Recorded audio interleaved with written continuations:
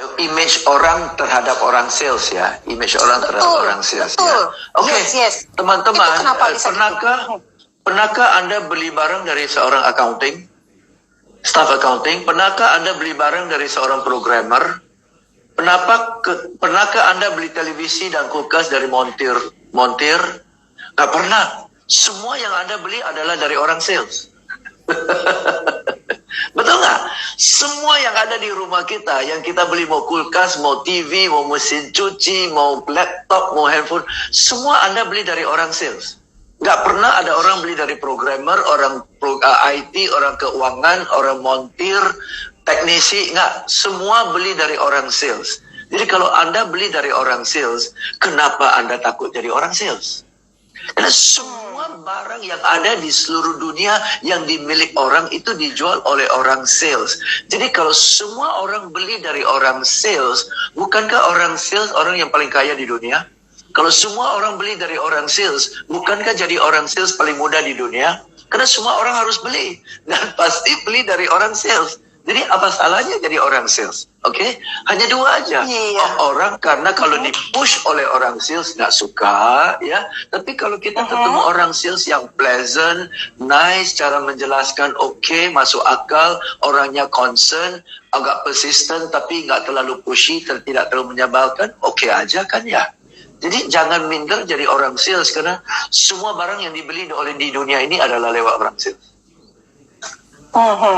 Iya. Make sense. Jadi intinya kita mesti belajar ya Pak, bagaimana jadi orang sales yang menyenangkan. Iya. Sehingga orang itu senang ya pada saat berhubungan dengan kita, gitu kan? Karena bank namanya nggak cukup banyak. Karena saya ada 3 bank nama aja, saya harus capai target kan. Pasti setiap 3 ini saya kejar. Tapi kalau Anda punya bank nama 300, mau beli syukur, nggak mau beli nggak apa-apa, kan masih ada banyak lagi kok. Jadi yang buat orang sales panik itu bank namanya terbatas. Yes, betul banget Pak. Ya. Bank namanya tuh mesti berapa ya Pak? Ya, anggap aja dari pengalaman kita. Ya? Oke, anggap aja kalau kita kalau di Oriflame jual cosmetics, misalnya jual barang perawatan dan and all that, beauty products ya. Kalau kita ngomong dengan direct market kan mungkin 5 beli ya. Oke, tapi kalau kita belum berpengalaman, ketemu 10, 3 beli kan ya. Tapi kalau kita jauh lebih kurang berpengalaman lagi, ya ketemu 10, 1 beli kan ya. Jadi rasio kita akan menentukan database kita akan berapa banyak kan. Jadi kalau kita 10, 1 beli, kalau kita mau ada 10 orang beli harus ada 100 bank nama dong.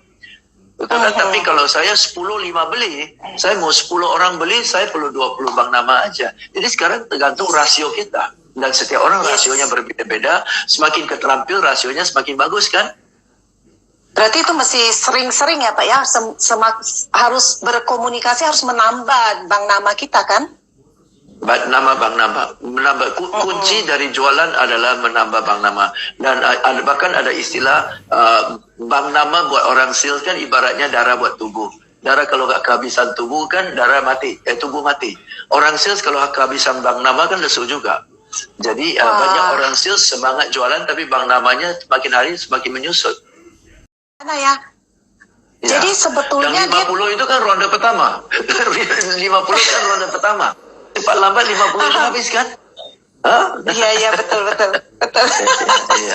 Terus Pak, gini Pak, ada sebagian orang pada saat mau memulai dia bilang, iya deh nanti deh tunggu aku kira-kira dapat klik gitu, kira-kira aku punya inspirasi, aku bakal jalan kok Sin gitu. Saat ini tuh kayaknya belum klik gitu. Harusnya tuh tunggu klik, inspirasi itu datang, atau kita mulai dulu aja Pak? Semakin kita lakukan, semakin kita ketemu caranya kita, gayanya kita, sampai kita coba ini nggak berhasil, kita coba ini nggak berhasil, pendekatan ini nggak berhasil, pendekatan ini berhasil. Kemudian, ini yang cocok. Jadi kalau ketemu 10, 20, baru nanti kita ketemu, ini cocok, betul kan? Tapi kalau tunggu di bawah pohon kelapa, tunggu inspirasi, lu nggak praktekin juga nggak tahu cocok atau enggak, betul kan ya? Banyak orang itu penghayal loh. Banyak orang penghayal, duduk tunggu ilham, tunggu dah, jalanin aja lah, pakai ilham segala. Jalanin aja, nanti sambil jalan kita akan ketemu, saya cocok dengan gaya ini, saya cocok dengan gaya ini. Kayaknya dari sekian banyak produk Oriflame ya, saya lebih nyaman ngomong produk ini. Dengan segmen-segmen kayak gini, saya lebih nyaman segmen kayak gini, ibu-ibu kayak gini, kayaknya nggak masuk deh, chemistry-nya nggak kena. Dengan ibu-ibu kayak gini, saya cocok deh. Dengan usia-usia kayak gini ketemu. Dengan orang-orang kayak gini cocok. Dengan orang-orang kayak gini nggak cocok. You harus jalanin baru tahu mana yang cocok, mana nggak cocok kan. Jadi jangan tunggu klik, jangan tunggu ilham, jangan tunggu inspirasi lah. Bohong lah. Sambil jalan ketemu inspirasinya. Jadi action ya Pak ya? Untuk menjalankan, orang mut-mutan mana bisa sukses sih? Ya, orang tuh teman-teman kita udah dapat ya. Orang mut-mutan itu nggak mungkin sukses teman-teman ya. Jadi oke, ini kayaknya bakalan banyak nih note dari Bapak nih ya. Ini message-nya betul lah, kenal lah, tepat sasaran lah itu kan ya. Orang mut-mutan itu angin-anginan. Anginnya bagus dia kerja, anginnya nggak bagus nggak kerja. Jadi penghasilannya nggak konsisten dong. Tuh Ya kan? ya udah kayak angin aja ya Pak ya. Iya. Kadang ada, kadang enggak gitu kan. Terus Pak, gini, tadi ada yang tanya kayak gini. Banyak sekali ditemukan orang tuh punya yang namanya mental block. Sebetulnya mental block itu apa sih? Jadi banyak orang sebetulnya dia punya mental block, tapi dia sendiri tidak memahami apa itu mental block. Dan pada saat dikasih tahu, sebetulnya kamu itu udah mental block gitu loh. Apa yang kamu anggap itu benar, kamu nggak mau terima. Aku nggak ngerti itu mental block itu apa. Terus gimana caranya mengangkat mental block ini gitu? Oke, mental block itu ada dua pendekatannya Cynthia ya. Pendekatan pertama adalah pendekatan psikologis ya. Kalau kita bicara sama orang yang lebih arah ke psikologis, bisa dibilang karena waktu kecil sering dibilangin jelek, waktu kecil sering dibilangin bodoh, betul kan ya? Dan waktu kecil sering diremehkan, akhirnya sudah terbentuklah mental block bahwa saya nggak bisa. Pendekatan psikologis ya untuk sembuhkan dia, betul kan ya? Jadi itu ada mental block yang nyata karena dia pernah alami trauma. Ya, nah kita ini yang nggak pernah alami trauma, kita nggak bisa bayangin kok begitu, kok renang aja susah amat sih, kok masuk air aja susah amat sih, masuk aja kenapa sih? Karena kita nggak pernah alami itu, ya. Ikan teri pun bersyukurlah, you know what I mean? Bukan saya apa-apa ya, tapi saya kasihanin. Padahal orang ini ada potensial, tapi dia sudah mengkondisikan pemikiran dia bahwa inilah porsi saya. Ya, jadi udah terbiasa dengan susah gitu loh. Ada orang susah dan dia gregetan. Semestinya saya nggak gitu. Saya udah bosan begini. Saya mau keluar, gitu kan ya. Ada orang bisa begitu. Ada orang ya udahlah, daripada banyak mimpi kita mensyukuri apa yang kita punya. Itu yang susah. Itu maksud saya ya, udah terbiasa dengan penderitaan. Okay, in bahasa English ada the threshold for suffering is very high. Udah kesabaran dan ketahanan untuk menderita itu tinggi sekali. Kalau yang tipikal kayak gitu, kira-kira bisa nggak sih Pak berjalan melaju, apalagi ke dunia sales? Sales itu kan sangat-sangat berhubungan, bisa Pak? Tapi justru sales itu termasuk jalan keluar yang paling memungkinkan untuk ubah hidup seseorang kan? Setuju nggak? Sales itu apalagi di business network marketing. Ya, ini adalah vehicle kendaraan yang paling memungkinkan untuk kita kurvanya nggak lurus, tapi kurvanya bisa melengkung begitu naik kan. Tapi kalau kita kerja di kantor nggak bakalan begini. Kerja di kantor pasti naik gaji setiap tahun begini-gini aja kan. Jadi justru sales dan business network marketing seperti inilah kendaraan yang paling memungkinkan buat seseorang biasa bisa capai hasil yang luar biasa kan. Kalau tanpa kendaraan ini, orang yang biasa akan dapat penghasilan biasa di perusahaan biasa kan? Yes. Ya kan? Jadi kalau dia udah bosan miskin, ini caranya habis mau gimana lagi? Di bidang online ini Pak, apa sih kalau menurut Bapak nih, apa sih yang do and don't pada saat kita memilih untuk berjualan secara online? Oke, berjualan secara online itu ada beberapa pendekatan ya, oke. Berjualan sebagai online, kalau Anda yang sibuk posting di IG story, Anda yang sibuk posting di IG feed, Anda sibuk kirim WhatsApp, dan akhirnya terjadi penjualan, ya bagus. Tapi itu kan active income. Itu kan active income. Anda berhenti feed, Anda berhenti posting story aja, Anda berhenti broadcast aja, berhenti kan duitnya? Oke? Iya, betul. Tapi kalau Anda buka toko online, kalau Anda punya team of resellers, 20 orang, 50 orang, 100 orang, di mana pasukan Anda jualan buat Anda, itu baru bisnis. Oke? Jadi kalau Anda mau bisnis online dan tetap aktif income, ya sementara menyenangkan, tapi lama-lama capek juga. Kalau lu nggak posting, lu nggak broadcast, nggak ada duitnya. Betul kan? Yes. Jadi online sih online. Tapi kalau alternatif kedua adalah dengan online mendatangkan bank nama. Itu leads generation. Ya, jadi online itu bukan jualan di online, tapi dengan online itu buat orang yang nggak kenal Anda jadi kenal. Buat orang yang tidak tahu tentang produk Anda jadi penasaran. Ya, oke? Sehingga mereka kontak Anda. Kontak Anda itu baru you jelasin, betul ya? Jadi melalui online itu bukan jualan, tapi melalui online itu mendatangkan bank nama yang tak habis-habisnya. Oke? Nah, so I mean it's all online. Right? It's all online. Tapi online itu bisa direct selling, maksudnya active income, active in selling, bisa bangun bisnis, bangun infrastruktur, reseller, toko online dan sebagainya, oke? Dan juga bisa mendatangkan bank nama. Anda mau online itu untuk apa? Kalau Anda online untuk jualan-jualan dikit, dan kalau jualan lewat online, itu memungkinkan kalau barang-barang murah. Kalau barang-barang mahal di atas harga tertentu, orang nggak beli online. Orang mau ketemu orang. Betul kan? Jadi Anda bisa jualan online, volumenya masih lumayan kalau jualan barang murah-murah. Oke, ya gitu. Itu ya. So it depends on your strategy. Tapi ujung-ujung ya it is still selling. But agak berbeda dengan business like what you are doing now. Ya, karena business this is not the product. The value is not in the product. The value is the quality of your network kan. Komennya adalah mau makan aja susah, ya, oke, yes, oke, yuk kita bahas deh, teman-teman catat ya, oke, kalau mau catat, nggak catat, ingat aja. Seperti Cynthia bilang. Catat Pak, catat. Ya? Ini aku ngetik nih Pak, ngetik. Oke, seperti Cynthia bilang, ya, Anda beruntung di Oriflame di mana produk range-nya luas, range-nya luas, oke. Produk range-nya itu adalah satu untuk kecantikan, kedua untuk perawatan. Betul ya, kedua untuk perawatan kan, ya, skincare dan sebagainya kan ya, oke. Nah kalau lipstick dan eyeshadow, lipstick eyeshadow itu untuk kecantikan. Dan kalau orang nggak keluar rumah, dia nggak perlu kecantikan, tapi dia perlu perawatan kan. Dia perlu perawatan. Jangan sampai COVID selesai kulitnya keriput semua kan ya. See, so if you can sell kecantikan, you can sell perawatan.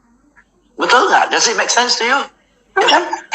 Kenapa perawatan masa COVID selesai kulit keriputan Pak? Karena dia nggak ada perawatan kan? Nah, betul nggak? Betul kan? Oke, itu satu. Iya, ya? betul. Jadi orang yang tidak perlu kecantikan perlu perawatan. Perawatan itu setiap saat perlu.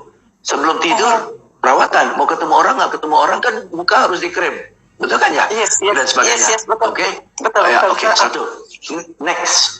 Kedua, kita udah tahu COVID ini memukul banyak orang secara finansial. Ya, jadi orang-orang yang Anda tawarin lipstick, pasti dia bilang, makan aja nggak cukup. Tapi kalau Anda tawarin skincare, ya bisa, karena skincare is a priority. Betul ya, karena saya tetap skincare tanpa kecantikan, oke? Atau skincare aja, boro-boro skincare, beli cabai aja susah. Betul ya, oke. Orang kayak gitu sudah terpukul banget dengan COVID secara finansial.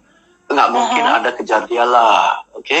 Tapi ada banyak orang yang tidak terlalu terpuruk. Ya, omsetnya turun 30%, omsetnya turun 50%, tapi masih bisa hidup. Betul kan? Masih cukup nyaman. Satu, ya. Untuk orang yang financially cukup nyaman, kecantikan mungkin tunggu dulu, perawatan masih bisa jalan. Oke? Dan ada banyak orang justru karena COVID dia nggak keluar rumah. Dan karena nggak keluar rumah, jauh lebih ngirit. Betul kan? Misalnya, ya, Anda punya rencana, Cynthia. Katakanlah tahun ini you punya rencana traveling. Oke, ya. Ada orang mau jalan-jalan sama keluarga, traveling ke Europe. Oleh karena COVID, nggak jadi traveling. Nah, kalau jalan-jalan ke Europe satu keluarga, 200 juta.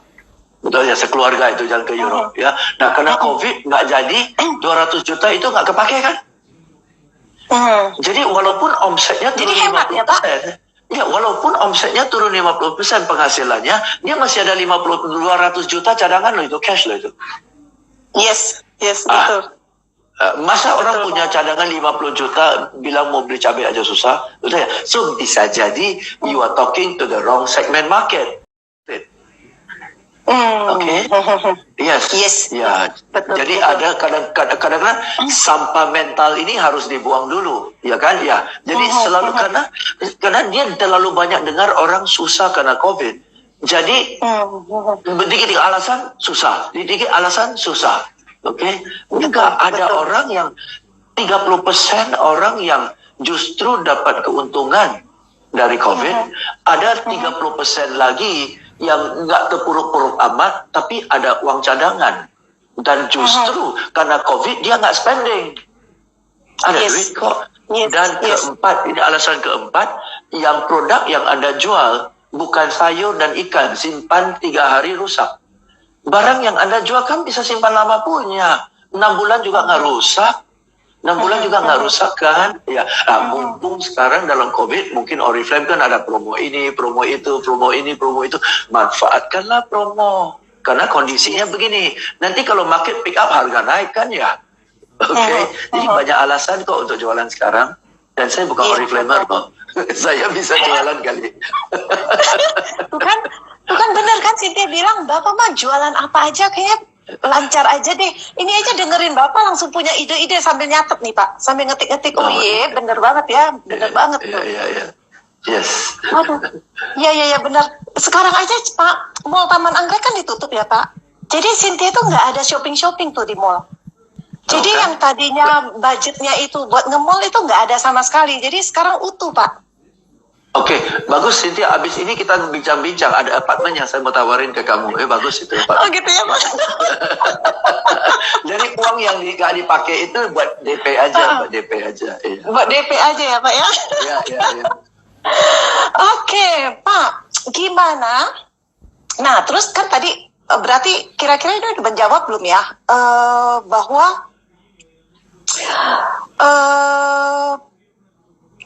gimana caranya orang ya tadi itu yang di awal Cynthia bilang bahwa ada orang-orang yang benar-benar dia awake, dia sadar banget pada saat kondisi COVID begini, ini adalah sebuah peluang dan mereka benar-benar berusaha belajar hal baru untuk bisa mengupgrade dirinya, gitu kan? Nah, tapi ada beberapa kaum orang yang masih menunggu nanti deh COVID udah selesai, aku baru kira-kira mau mulai gitu. Nah ini tuh apa yang harus dilakukan dengan orang-orang yang seperti ini Pak?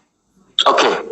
Orang-orang seperti ini, maaf ya, kaum lah ya, satu kategori orang ya, dia bilang COVID akan selesai karena di pikirannya COVID akan selesai bulan Juni, Agustus.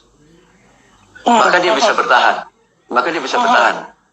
Tapi sekarang teman-teman, saya mau kasih tahu Anda, COVID ini akan sampai Desember. Anda mau tunggu sampai kapan? Gitu kan? Ya, kenapa saya switching? Karena saya tahu ini COVID akan Desember. Dan kalau saya ngambak, karena kalau kita punya jangkauan ya, in our time frame, COVID ini habis Idul Fitri kita kembali ke normal, pasti saya ngambang. Pasti saya floating. Tunggu aja lah. Betul kan? Kalau saya anggap Juli, ya udahlah tunggu aja lah. Tanggung saya belajar jurus-jurus baru. Tanggung saya belajar telepon, video call, Zoom segala. Tanggung tunggu Karena di pikirannya akan dekat ini. Sebentar lagi kelar. Tapi nggak akan kelar Desember. Wow. Kalau kita ngomong jangkauan Desember, 9 bulan mau makan apa? Oke, 1, 9 bulan akan makan apa? Kedua, di business network marketing. Kalau penting banget nih orang-orang sales nih, apa sih menurut Pak James itu 3 hal yang harus dimiliki oleh, jadi teman-teman kebanyakan yang nonton saat ini udah pasti kayaknya orang sales deh pasti ya, followernya Bapak, followernya Cynthia, kita orang-orang sales. Dan apa sih Pak kalau menurut versinya Bapak 3 hal yang terpenting yang harus dimiliki oleh kita semua di sini? Agar kita meraih puncak, Pak. Jadi bukan jadi sales yang biasa-biasa aja gitu. Satu ya. Saya nggak tahu 3 atau berapa, saya jabarkan aja ya. Kalau ternyata lebih dari 3 harap maklum ya. Ya. Satu, bagus lah kalau gitu Pak. Kita harus punya target yang jelas, betul kan ya? Itu kan basic ya. Ini saya yakin di Smart Club juga teman sudah belajar itu 101 lah, dasar banget lah. Ya. Target yang Anda mau capai. Yes. Dari target yang mau dicapai harus diterjemahkan menjadi apa yang harus dilakukan supaya target itu tercapai kan?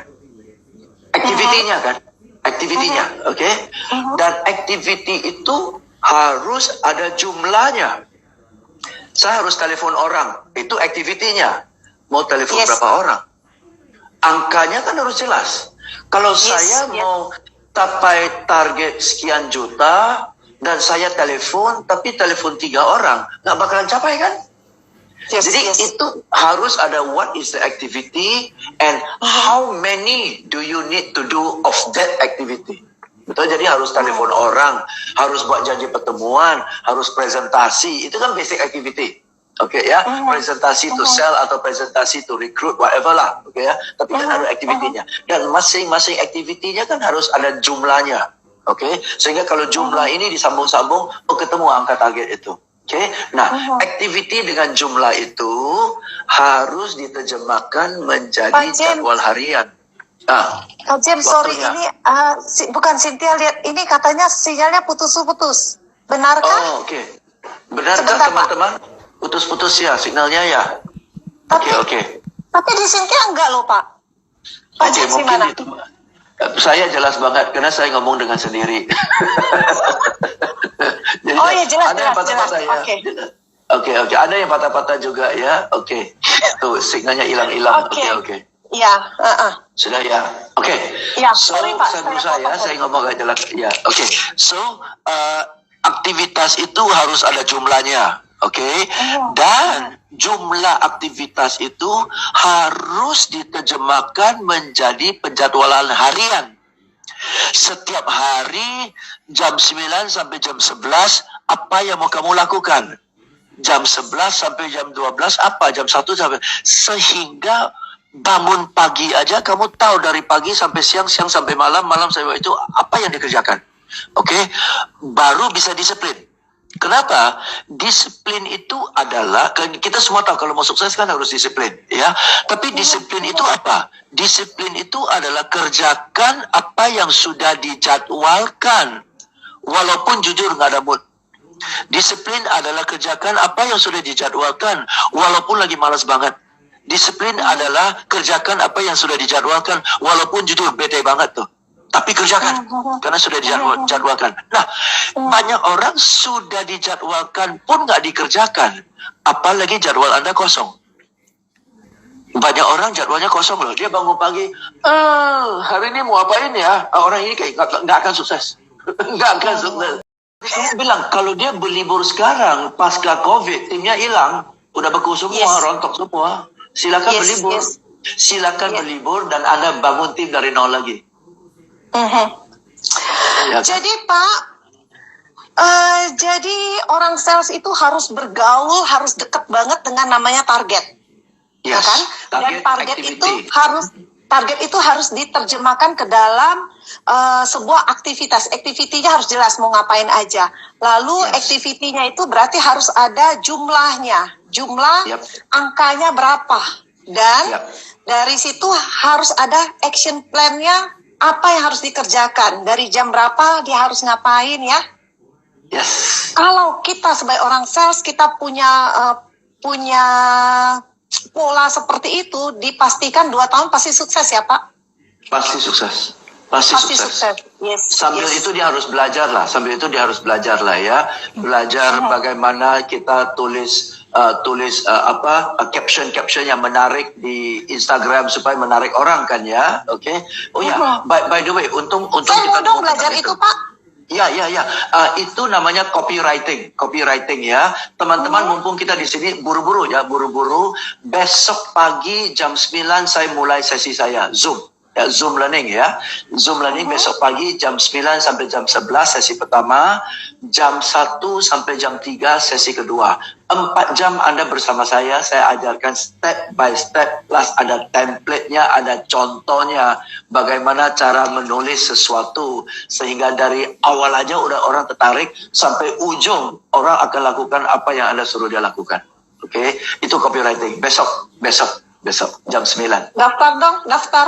Oke, ya daftar. Dan yang mau daftar sekarang saya ketik ya. 0813 14 17 6735. Oke, saya send sekarang. 0813 14 14 17 6735. Oke. Ya, harganya berapa? Hanya 380.000 aja untuk 4 jam itu. Worth it banget. Untuk 4 jam. Oke? 4 jam. 380.000 aja. WA aja. 0813 14 17 6735. Oke? Silakan langsung daftar. WA aja. Ya, WA bilang mau daftar. Oke? Terus ada tuh ya. Sorry. Ya. Cynthia daftar ya, Pak? Yap. Soalnya ya memang penting banget ya Pak ya. Jadi orang suka gitu ya, sekali orang baca